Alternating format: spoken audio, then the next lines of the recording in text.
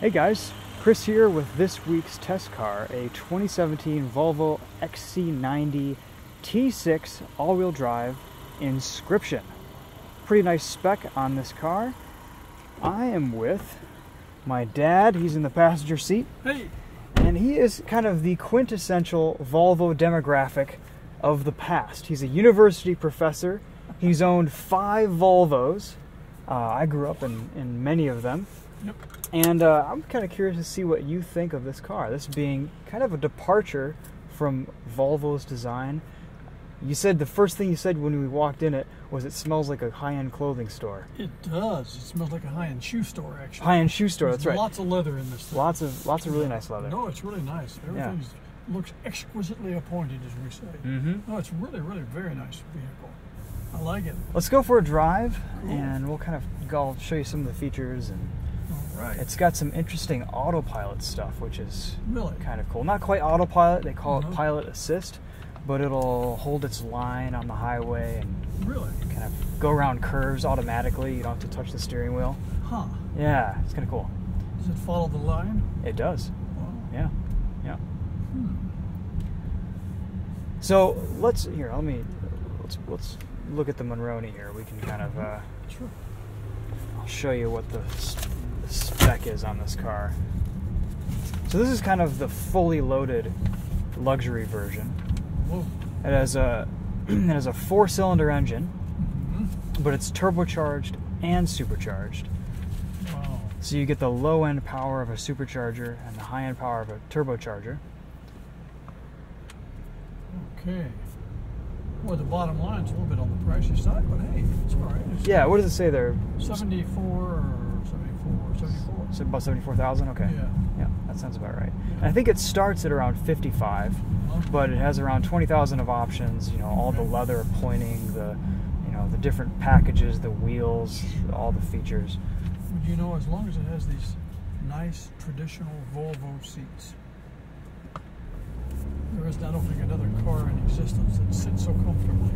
Yeah, these seats are amazing. They really are. Yeah. Cool. I heard that they spent about 6 years developing these seats. I don't know if that's true, but I saw it in another YouTube video. Well, they've always been good, you know? They have, yeah, that's the thing. I mean, your S80 it's a fantastic road trip car. It's fantastic, yeah. Road trip car. So I think it's, what is that, a 2011 S80? Yep. Yeah. I mean, you get in that thing, you can drive 600 miles in a day on 1 tank of gas, and you feel refreshed. There's no backaches. It's fantastic. It is a wonderful car. It is indeed. Yeah. No, you know, one thing that, since I've had so many Volvos, you might ask the question is why? Well, you know, I started out my interest in Volvo because when I read up on cars, the one thing that really bothered me was that people changed models every year. And Volvo seemed to be the only company that did not change models every year and were actually focusing on other aspects such as safety and quality and all of that. So I went to Volvo for a very long time before I ever actually bought one. And you accompanied me when I bought. That's right. I made a major I had a major part in the purchasing decision. I mean, you said something like in the middle of the floor, "Daddy, want a Volvo." That's right. That's exact. I did say that. In your best high-pitched. How old was I? About 3? Oh, I don't know if you were that old. 2? I don't think you were. I think I was around 2 because that was 1990. Yeah. And I was born in '89. Right. So you weren't I was old. really young. You were, Daddy, want a Volvo. So that gave it away right there. I mean, hey, yeah. Everybody was up for the sale. So yeah, we got it. And it was, you know, at the time it was, I don't know what we paid for it, but it was quite, you know, fairly pricey. But I thought that with the new family that it was really a good investment. I felt so good about that car, and I did. We drove it for. It's still going strong. It's still going. Yeah, we saw it on sale Yeah. on Craigslist the other day. Right. And yeah, it's still in really good shape. Yeah, we didn't buy it. We almost bought it, almost but bought it we decided again. not. It's probably a good idea not to. But that was the first one, and I loved it. You know. Yeah. That was a 1990 Volvo 240 sedan, Yep. In kind of the, what was that? It was the reddish. Burgundy. Burgundy, yeah. Beautiful car. Yeah. Beautiful car. Yeah. And you know, we put a rack on top for carrying stuff. It's kind of like I used to do a lot of woodworking. I put lots of lumber up there. That's on right. top of it. So that was good. Dropped a few things on it in the garage. Had a few dropped dents here and there, dropped but a big speaker on it right away. And put yeah. the distinctive dent in the back, which, by the way, is the way we recognize it when we saw it. That's right. That's how we knew it was our car. Yeah. And then after that, we kept at it. I thought, you know, this is such a great car, and always the safety factor was always a big issue. And then finally, I had a chance to be in an accident with one. That's right, in the 850. So in 1995, you got the 1995 Volvo 850. It was naturally aspirated, 5-speed manual. It had been sitting on the lot for ages because no one wanted the manual transmission, but it was a fantastic car. It was an amazing car. I think it had like 10 miles on it when I drove it the first Yeah, time. no one had shown any interest in it. They had probably had to jump it and stuff. So. And I had read that this was BMW class. You know, for those of you who didn't want to pay for that, this was just as good. And so everyone was raving about this new car that Volvo had. And so, you know, I drove it and I thought, I don't really deserve this car. Yeah, you always said that. But I got it anyway. It was really a nice car. And so. And that wasn't cheap either, though. In '95, those were about $24,000, $25,000. Yeah. It was pricey. But you know, I felt like it's good money well spent. Because partly is we've always driven them for so long. You know, I mean, yeah. If you change cars every 4 or 5 years, then yeah, it's an expensive car. If you drive it into the ground, as we've always done. I mean, how much did we have on the old Volvo 240? We had over 200,000 miles when the odometer stopped working. Right. So it was close. And then we drove it for another 3 years with the odometer broken. So I think it had at least 300,000. Yeah, 250. Because we got those little medallions. You know, yeah, we got the little stickers, 100,000, 200,000. Yeah, so that was really cool. Yeah. So anyway, and then we put a couple 100,000 on the 850. Oh yeah. I did about 100K of that. Yeah, and then you got it after that. You kind of inherited it. Yeah. But you got into an accident with the 850 once. Yeah, they kind of solidified your opinion on Volvos. Right. Yeah, I was in a left lane about to turn into McDonald's. Okay, and there was a whole big backup in traffic for some reason. I don't know what was going on. There was a guy in the very back that decided he wanted to get in the left lane, and he gunned it. And I was ready to turn, and I saw him coming right toward me. I thought, oh God, he's not going to stop. He doesn't see me. I was waiting to do my turn. So I kind of leaned back onto the seat, put my head firmly against the rest, and waited for the shock. And when it came, it wasn't nearly as bad as I thought it was going to be. It was it buckled his hood. It was driving. It destroyed his car. It destroyed his car. Yeah. It had steam coming out. Yeah, it was gone. It was an old Cutlass. That's right. What it was. Yep. The only thing that almost threw me into the opposite lane, and that would have been bad, but I managed to control it. But you know, we had it repaired. That's, you know, you drove it for years afterwards. I think we had a little trouble closing the back door, maybe. But other than that, it was in great shape. They did a really. I mean, the trunk would rust just a little bit, that was the only issue we had from the collision. The car felt really good. I mean, the roof even buckled a little bit. It was a big. I mean, he probably hit you going 40 miles an hour. Oh, he was moving. Yeah, maybe more. He never hit his brakes. Yep. And then, fast forward, my mom bought that S60. Yep. So it was a bright red Volvo S60, 5-speed manual again. That's been a really good car for her. Yep, and then you, in 2009, bought it was an S60 low pressure turbo. Yep. I think it was the 2.4T or 2.3T. That was a nice car. That was a great car. It was automatic. It was actually pretty quick for what it was. And then you got to test that again when you hit a deer out of nowhere in Kentucky. Yep, full tilt. That was terrible, man. 65, such a shame. maybe 70 miles an hour. Yeah. He just flashed in front of me, you know. Yep. I just saw him very quickly, and that was it. You caught him midair. I mean, he jumped across the road into the car and just totally destroyed the front end. Airbags went off, but you guys didn't have any issues. No problem. That was a 10-point buck too, Mom probably. was asleep. Yeah, there was antlers all over the highway. Yeah, that's right. He couldn't drive it, couldn't move. So Yeah. fortunately, I wasn't that far from home, so my next door neighbor came and picked us up. And I thought they would be able to fix it, you know, but no, it was total. Yeah.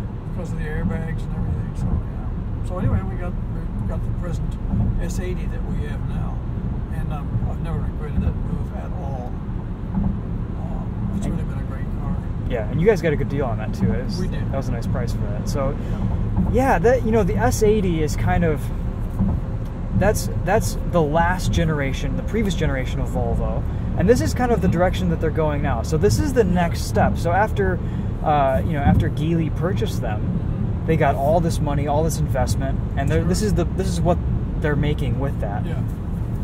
I think it's good stuff. My choice would go, it's great, this is wonderful. I mean, I probably personally would go, if I were to buy a car right now, it would probably be the new S90. Yeah, yeah, it's gorgeous.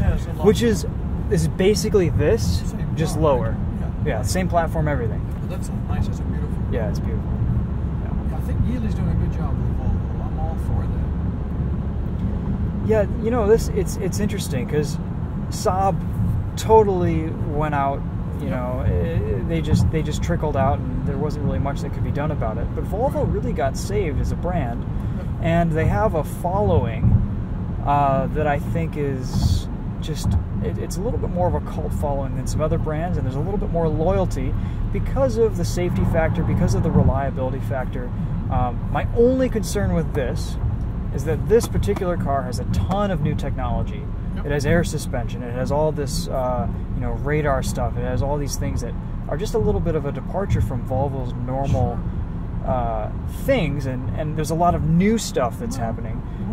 We'll see. Moves on. Yeah. Well, so time will tell to see how reliable these are. But usually Volvo puts a lot of effort into the quality of their vehicles, and in our experience, everything that we've had has been rock solid reliable. We haven't had any issues. And I still think the safety thing is a really big thing. Anytime you read about the safety issue, Volvo's always on top. Always. Yep. So that's good. You know, I'll have to tell you one other thing too. Maybe I haven't mentioned this before, but I remember Volvo from the very early days when I was at the University of Iowa. There was one of my colleagues there, a student who had a Volvo, and it was a fastback, and it was smallish. Yeah, the P1800 probably. Like it kind of looked like a Jag. It wasn't. No, well, that was a sports car. Oh. But this was a sedan, and it wasn't that far about. removed from the C30. Yeah. The little one a few years ago. Yeah. But it was a small car, and so that really caught on with me then. But that was before the boxes came into fashion. But it was quite a small car. The first time I went to Germany, I saw a lot of those around, and it wasn't that different really from the Saab. Okay, gotcha, cool. Saab was. Yeah, that's right. Saab had a two-cycle engine. I know, it was a glorified lawnmower engine. You had to put oil in with the gas, right? So it was sort of like that. It was a smallish car too. But it was. It looked a bit like a 48 Ford. You probably don't know what that was. Okay. I'm sure some of the viewers will, but that's awesome. I think I know what you're talking about. It was kind of a 70s, 70s Volvo before the 240. Kind of long before that. Yeah, maybe even 60s or something. It was 60s. Yeah, maybe it was a Volvo Amazon. It was kind of rounded. Yeah. I know what you're talking about. Yeah, kind of a wagon. Well, quite different models. Yeah. There are a few different iterations of that. I know what you're talking about. Yeah, cool. Those are cool cars. You still see them around today at shows. Yeah. See, here's the deal. I shared my lust for a new Volvo with your mom, and you know what she said? What'd she say? So I don't like Volvo. I said, oh, why not? She said, well, that's this silly stripe across the front. I said, oh, we can take that off. Yeah. Okay, that's good. We'll get one then. Of course, I never took it off. Of course not. Oh, so you just pull it right yeah, we'll just remove it. No big deal. It's sold. No, I don't like that. Mom used to come up with the strangest reasons she didn't like cars. She did, yeah. She wouldn't even consider the Volkswagen Passat because it sounds like pissant. That's right. Or and peasant. Peasant, yep. She wouldn't have it, not forget about it. That's right. And then somehow she just ended up in a Miata. I know. And she hasn't shown any interest in your Miata or mine for years. He hates them because they mess up her hair. Yeah, and she just bought one. And she evaluates it by how intact her bangs are. That's right. Yeah. Which is kind of it's all about the bangs. That's important. It's all right. Well, you guys will probably keep on buying Volvos until you don't need Volvos anymore. But it's nice to see that the brand is still alive and still innovating and still making really pretty amazing cars. I mean, you probably didn't notice it, but half the way over there on the highway, I wasn't even touching the steering wheel. Really? No, I was just doing autopilot. Called it to my attention. That's okay. We'll get it on the way back. Oh, okay. But That's good. Yeah, so, All right. you know, I guess I could walk you around some of the features while we're parked here, but there's a few different... Actually, let me show you this infotainment screen, because this is kind of interesting. Okay. So you have a few different driving modes. There's an off-road mode that actually lifts the car up. Oh, yeah? See how it's lifting right now? The air suspension is raising up. I can look it up about that and see it moving. Yeah, which is kind of cool. Wow. Usually, though, you just leave it in comfort. And then there's this kind of Tesla-inspired iPad-like center thing where you've got your music, you've got your navigation here where you can kind of go through and set destinations, look where you're going. And then there's these couple options where you can have, you can choose your sound experience. Okay. This is kind of cool because you can make it, have it mimic a You concert hall. Wow, look at that. Yeah, individual stage. The audio system, this Bowers and Wilkins system is just really, it's phenomenal. And then over here, you can do, there's all these buttons that do manual tasks. So this is all integrated into the entire car, which is pretty cool stuff. So you can fold the headrest down in the back by pressing there. You can see all of your camera stuff, so you can see a 360 view around. Oh, look at that. Yep. So if I were to go like this, you can really see my watch right there. Oh, yeah. Look at that. It's as big as the car. Jeez. And let's see, you can see different cameras from different sides. You can select things. Look at that. Which is kind of cool. And then go back to the screen here. You have a heads-up display where you can see your speedometer right here that reflects on the window. It'll do auto parking, lane keep assist, and all the things that you need are just right here within a swipe or two. And it's pretty responsive. It's a nice system. It actually works. It's one of the few like this that actually work well. One of the things I'm pretty impressed with this car. And then of course you've got this massive sunroof that opens and closes right here, and just a really high quality interior and driving experience. I mean, because I haven't really been a big fan of the way Volvos have driven in the last 4 or 5 years. They're okay, but they're not up to the level of Audi. They're not up to the level of BMW and Mercedes and the Germans, basically. And this is kind of the first kind of effort that Volvo has made that really rivals the Germans, probably since the 850. And it's exciting. I mean, stuff like this I think is going to save the brand, just like the 850 did in the 90s. It's kind of exciting stuff. Well, I'll say it is. Yeah. Oh, check this out. The windshield wipers. It goes on the wiper. The fluid goes through the wiper. It doesn't even spray on the windshield. So it all gets all on there. That's amazing. All right. Boy, it's really very brisk, isn't it? Not bad, huh? Yeah, I'll say. Brakes feel good. Yes. Dynamic mode it's sprightly. It is sprightly. It's not super fast, but it's sprightly enough. Nice and sprightly. Yes, indeed. Test out the brakes here.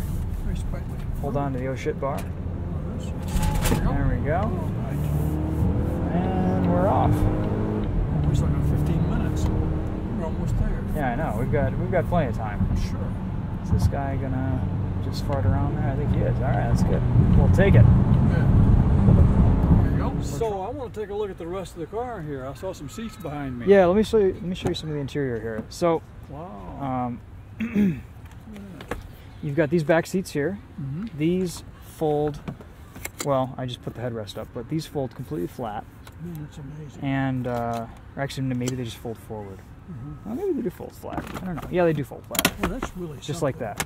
I'm impressed. And it's all manual, which is great, so they're not going to break. Sure. They're pretty lightweight and easy to use. Yeah.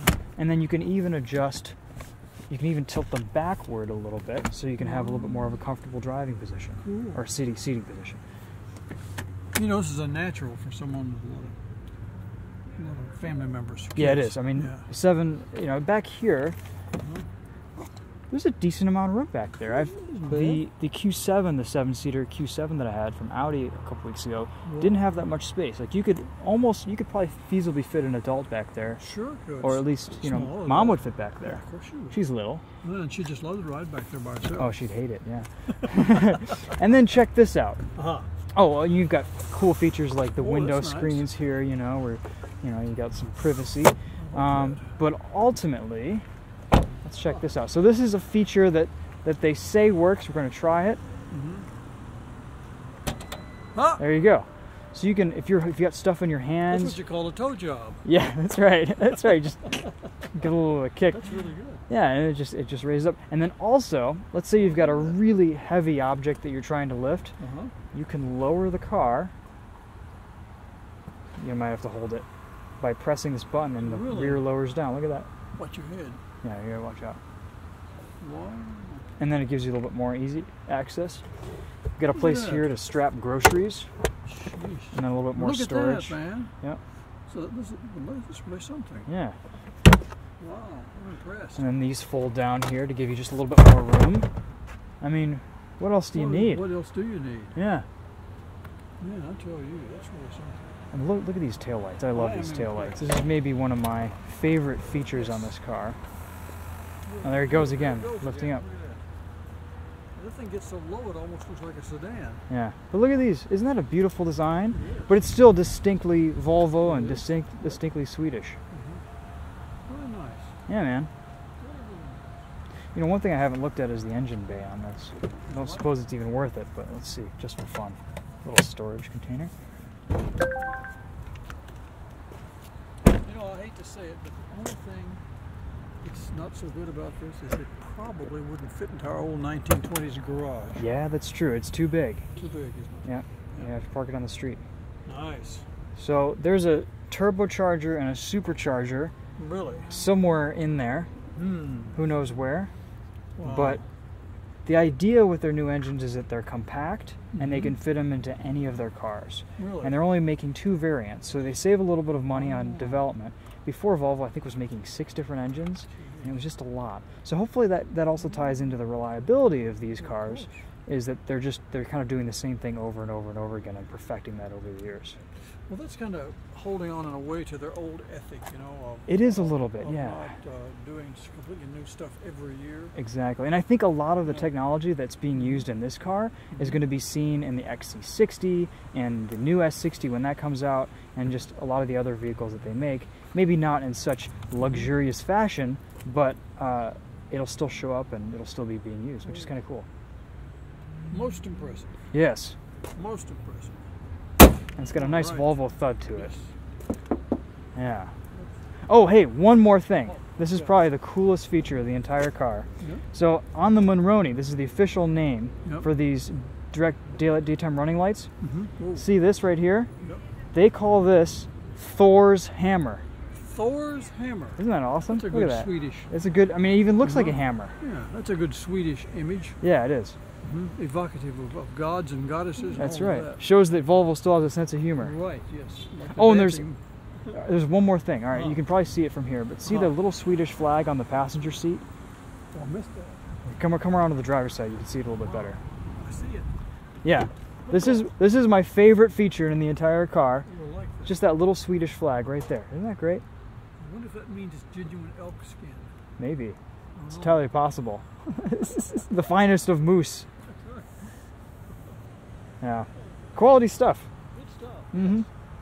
Okay. Oh, here's that issue of Auto Week. Oh, yeah. Hey, you better show that. That's good I don't know if this is like infringing copyright or anything, but... No, I wouldn't think so. It's a big article, man. Yeah, this is a big article. So here, go check this out on newsstands near you. This is my Volvo 850R that you have seen on the channel. This Graham Kozak has written a really nice article. He interviewed me on this. We spent a lot of time talking about the car and hanging out.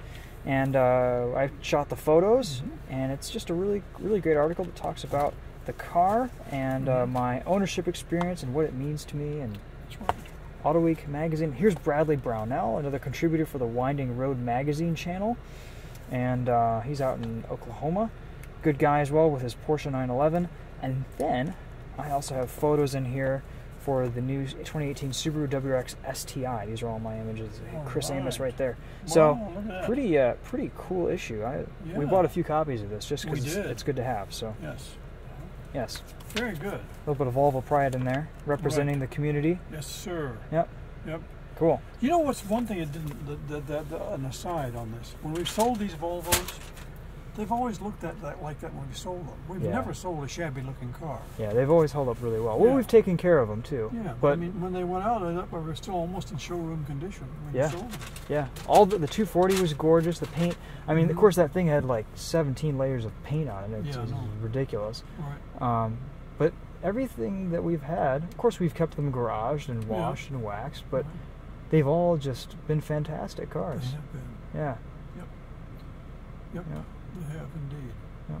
We have 3 Miatas and 3 Volvos between the 3 of us. You know? Yeah. Don't you think? A Volvo and a Miata per person. That's right. Okay. All right. That's enough of that. Enough of that.